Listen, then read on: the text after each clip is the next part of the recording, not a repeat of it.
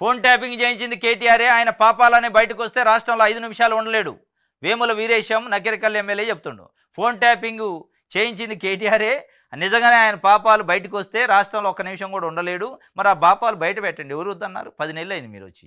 ఇప్పుడు ఆయన అన్ని పాపాలు చేస్తే అసలు రాష్ట్రంలో 5 నిమిషాలు ఉండలేని పాపాలు చేసినాక ఎందుకు ఆయన కాపాడుతున్నారు? మరి ఎవరు వెనక దీని వెనక ఉన్నారు? శక్తులు, కాపాడే శక్తులు ఎవరు? మరి ఆ పాపాలు ఏదో బయట పెడితే పరిహారం చేసుకుంటారా? ప్రజలు చెప్పులతో కొడతారు కదా. ఎందుకు మీరు ఆ పాపాలను బయట పెట్టలా? గన్నుతో ప్రభాకర్ రావు నన్ను బెదిరించింది వాస్తవం కాదా? 1300 మంది దళితులను డీటీసీలో చిత్రహింసలు పెట్టలేదా? దుర్మార్గాలు చేసి ఇప్పుడు శుద్ధపూసలు మాట్లాడుతున్నాడు. తెలంగాణ సమాజం బీఆర్ఎస్ను క్షమించేదాని వ్యాఖ్య. ఓహో, గన్నుతోని బెదిరించారట ప్రభాకర్ రావు, ఇంటెలిజెన్సీ చీఫ్. అప్పుడు గన్నుతోని బెదిరించాడట వేముల వీరేశాన్ని, మాజీ ఎమ్మెల్యేని. నన్నే గన్నుతోని బెదిరించింది, అది వాస్తవం కాదా? 1300 మంది దళితులను డీటీసీలో చిత్రహింసలు పెట్టలేదా?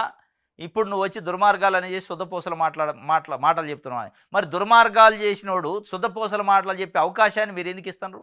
అన్ని పాపాలు, అన్ని దుర్మార్గాలు చేసిన ఆధారాలు మీ దగ్గర ఉన్నాయి, ప్రభుత్వం మీ దగ్గర ఉంది. మరి ఆ దుర్మార్గుడు, ఆ పాపాలు చేసిన వ్యక్తితో ప్రెస్ మీట్లు పెట్టి నన్ను అరెస్ట్ చేసుకొని దమ్ముంటే అనే పరిస్థితికి ఎందుకు వచ్చింది? ఎందుకు ఆ దుర్మార్గాలని, పాపాలను బయట పెట్టలేకపోతున్నారు? 10 నెలలైనా ఎవడు అడ్డుకుంటాడు అనేది కూడా ప్రశ్న కదా.